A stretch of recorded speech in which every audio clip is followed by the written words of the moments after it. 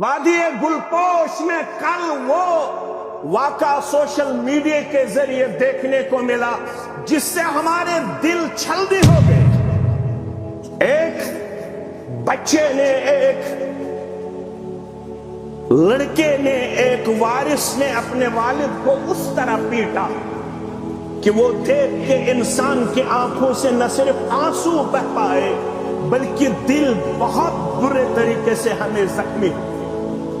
اگرچہ ایڈمنسٹریشن قابل مبارک ہے کہ اس کو گرفتار کیا گیا، لیکن یہ دن ہمیں کیوں دیکھنے پڑتے؟ محمد الرسول اللہ صلی اللہ علیہ وسلم نے ارشاد فرمایا اس دور کے بارے میں، بخاری کتاب الفتن کے حوالے سے، ابو ہریرہ رضی اللہ تعالیٰ عنہ حدیث کے راوی ہے، ستکون فتنۃ القاعد فیہا خیر من القائم۔ ایسے فتن آپ کو نظر آئیں گے، ایسا فتن و فساد آپ کو دیکھنے کو ملے گا، ان قریب آپ اس دور میں اپنے آپ کو پاؤ گے جس میں بیٹھنے والا کھڑے ہونے والے سے بہتر قرار دیا گیا ہے۔ والقائد خیر من الماشی، جس میں چلنے والے سے کھڑا ہونے والا بہتر قرار دیا گیا ہے۔ والماشی خیر من السعی، جس میں دوڑنے والے سے بہتر آہستہ چلنے والا قرار دیا گیا ہے۔ یہی دور صحابہ کے ذہن میں نقش تھا، وہ اسی دور کے بارے میں بار بار آپ سے پوچھا کرتے تھے، من نجات، اس دور میں ہوتے ہوئے ہمیں کیسے نجات ملے گی، کیسے کامیابی حاصل ہوگی؟ آپ صلی اللہ علیہ وسلم نے ارشاد فرمایا، عقبہ بن عامر رضی اللہ تعالیٰ عنہ کے سوال کے جواب میں فرمایا، امسک علیک لسانک، کامیابی کا جو پہلا زینہ قرار دیا گیا ہے، کامیابی کا جو پہلا نقطہ ہمیں سکھایا گیا ہے، کامیابی کا جو پہلا نسخہ ہمیں سکھایا گیا ہے، وہ کیا ہے؟ امسک علیک لسانک۔ اے عقبہ، اگر آپ کامیاب ہونا چاہتے ہو تو میرا مشورہ ہے، امسک علیک لسانک، اپنی زبان کو ہمیشہ قابو میں رکھا کرو، اپنی زبان کو ہمیشہ کنٹرول میں رکھا کرو، کیونکہ آپ صلی اللہ علیہ وسلم نے ارشاد فرمایا، جب آپ صلی اللہ علیہ وسلم سے سوال کیا گیا ہمیں وہ چیز بتا دی جائے جس کی وجہ سے اکثر لوگ جہنم رسید ہوں گے، کس چیز کی وجہ سے انسانیت کی اکثریت جہنم رسید ہوگی؟ ایک ہی مجلس میں دو سوال آپ صلی اللہ علیہ وسلم سے کیے گئے۔ ایک سوال میں یہ تھا،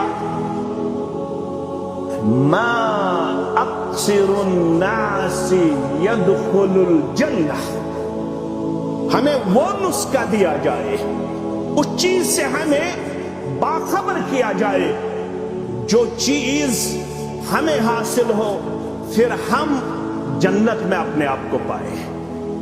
انسانیت کی اکثریت کس کردار اور گفتار کی برکت سے داخلی جنت ہوگی؟ آپ صلی اللہ علیہ وسلم نے فرمایا، تقوی اللہ و حسن الخلق، ایک تو اللہ کا ڈر ہونا چاہیے، دوسرا انسانیت کے ساتھ بہت ہی اعلیٰ اور عظیم اخلاق پیش کرنے کی ضرورت ہے۔ انسانیت سے جب بھی آپ کا معاملہ، نہ صرف مسلمانوں سے، انسانیت سے جب آپ کا واسطہ ہو تو آپ کو انسانیت کے لیے سود مند اور نفع بخش ثابت ہونا لازمی اور ضروری قرار دیا گیا ہے۔ لیکن اسی مجلس میں آپ سے جب دوسرا سوال کیا گیا، کس کردار اور گفتار کی وجہ سے اکثریت جہنم میں چلی جائے گی؟ اللہ نے جہنم سے محفوظ مامون رکھے۔ जुम्मा तो हम इसीलिए पढ़ते हैं, नमाज तो हम इसीलिए पढ़ते हैं। मुसलमान की जो भी इबादत है उसका जो टारगेट है, हदफ है, वो बस हुसूल जन्नत। हम हर एक इबादत के पीछे यही मकसद रखते हैं कि हमें अल्लाह जहन्नम से बचाए और जन्नत में हमें दाखिला दे। दूसरा सवाल जो इस मजलिस में किया गया, किस वजह से इंसानियत की अक्सरियत जहन्नम रसीब हो जाए? तो आप सल्लल्लाहु अलैहि वसल्लम ने जो सबसे पहला आज़ा, जो सबसे पहला बॉडी पार्ट आपको और मुझको इस बारे में महफूज व मामून रखने की तालीम दी, वो आपने अपने मुंह की तरफ इशारा किया, अल-फम वल फर्ज। ये जो आपका मुंह है, इसमें दो शरह उलमाए मुहद्दिसीन ने पेश की। यहां से आपको वही चीज खाने की तालीम दी जा रही है जो आपके लिए परमिटेड हो, यहां से हमें वही चीज पीने की तालीम दी जा रही है जो हमारे लिए परमिटेड हो, जो हमारे लिए हलाल हो, जो हमारे लिए हलाल करार दिया गया हो। एक तो खाने में एहतियात बरतने की जरूरत है, दूसरा जो मुंह के अंदर जो हड्डी के बगैर एक आज़ा हमारे यहां पाया जाता है जिसको हम जुबान कहते हैं, इस जुबान को काबू में रखने की तालीम दी जा रही है, क्योंकि इसी वजह से इंसानियत की अक्सरियत जहन्नम में चली जाएगी। अगरचे इस जुबान में हड्डी नहीं रखी गई, लेकिन इस जुबान की वजह से वो कुछ हमें देखने को मिलता है, वो कुछ हमें सुनने को मिलता है, वो कुछ हमें अपने गिरदुन्नवा में देखने को मिल रहा है, जिसकी वजह से खानदान के खानदान तबाही और बर्बादी के दहाने पर पहुंच जाते हैं, जिसकी वजह से इस्लामी तंजीमों में बहुत ज्यादा बिगाड़ और फसाद पाया जाता है, जिसकी वजह से इंसानियत एक दूसरे के तई खैरखाई के बरकस बहुत ज्यादा दिलदोज और दुश्मन पेश करती आई है। इसकी बुनियादी जो वजह है वो यही है कि हमारी जुबान कंट्रोल में नहीं रहती है। हम अपनी जुबान से वो कुछ कहा करते हैं, वो कुछ सामने लाते हैं जो किसी भी सूरत में हमारे लिए न इजाजत है, न ज़ेबा है, न शाया है। इसीलिए उकबा बिन आमिर रज़ी अल्लाह ताला अन्हु के सवाल के जवाब में आप सल्लल्लाहु अलैहि वसल्लम ने इरशाद फरमाया, अगर कोई मेरा उम्मती क़यामत तक आने वाला कामयाबी से हमकिनार होना चाहता है तो इसके लिए जरूरी है अम्सिक अलैका लिसानक, इस जुबान को हमेशा काबू में रखना आपके लिए और मेरे लिए लाजिमी करार दिया गया है। इसीलिए रसूलुल्लाह सल्लल्लाहु अलैहि वसल्लम ने हमें बुखारी मुस्लिम के हवाले से इरशाद फरमाया, मन कान युमिनु बिल्लाहि वल यौमिल आखिर। इसमें तो हम सब आते हैं अल्हम्दुलिल्लाह, हमें तो अल्लाह पे ईमान है अल्हम्दुलिल्लाह, हमें तो आखिरत पे ईमान है अल्हम्दुलिल्लाह। आप में से जो अल्लाह पे ईमान रखता है, आप में से जो आखिरत पे ईमान रखता है, उसके लिए क्या तालीम है? फलियकुल खैरन औ लियस्मुत। उसको मेरी तरफ से ये तालीम दी जा रही है, अगर आपको किसी जगह बोलने की जरूरत आ पड़ी, अगर आपके लिए बोलना नागुज़ीर है, अगर आपके लिए बात करना नागुज़ीर है, तो मेरी तरफ से आपको ये तालीम दी जा रही है, फलियकुल खैरन औ लियस्मुत। हमेशा भलाई की बात कहा करो, हमेशा अच्छी बात कहा करो।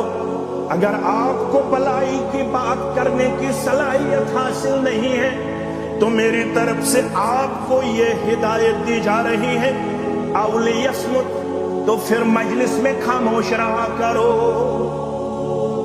बेजा अपने आप को जुबान दराज पेश करना आपके लिए शरई तौर पर जायज नहीं। ہے، لیکن آج کل باطنی معاشرہ نظر آتا ہے۔ جس کسی کو کسی بھی فیلڈ میں کوئی ڈیپتھ حاصل نہیں ہے، کوئی مہارت حاصل نہیں ہے، آج کل ہر کوئی یہاں پہ مفتی نظر آ رہا ہے، آج کل ہر کوئی یہاں پہ فتویٰ دینے والا نظر آ رہا ہے، آج کل ہر کوئی ہر مسئلے میں ٹانگ اڑا رہا ہے۔ جس کو اس مسئلے کے ساتھ ڈائریکٹلی اور انڈائریکٹلی کوئی واسطہ نہیں ہوتا ہے، وہ بھی اپنے آپ کو خامخواہ اس معاملے میں بطور شریک پیش کرتا ہے، بطور پارٹی پیش کرتا ہے، جس وجہ سے مسلمانوں کے صفوں میں ایسا دراڑ ہمیں نظر آ رہا ہے جس کو اب نزدیک لانا ہمارے لیے بہت زیادہ مشکل نظر آ رہا ہے، کیونکہ اسی زبان کی وجہ سے ہمارے صفوں میں ایسے اختلاف نظر آ رہے ہیں جن اختلاف کا ازالہ کرنا اب ذمہ داران کے لیے بہت زیادہ بعید نظر آ رہا ہے، بہت زیادہ مشکل نظر آ رہا ہے۔ اسی لیے آپ نے دیکھا ہوگا جب بھی رسول اللہ صلی اللہ علیہ وسلم صحابہ سے کبھی سوال کیا کرتے تھے، اتدرون ما ھذا، آپ اس بارے میں کچھ جانتے ہو؟ اکثر آپ نے یہی پڑھا ہوگا، صیغہ جمع کے طور پر اور صیغہ واحد کے طور پر۔ صیغہ واحد کے طور پر اکثر صحابہ کہا کرتے تھے اللہ ورسولہ اعلم، اللہ اور رسول ہی بہتر جانتا ہے۔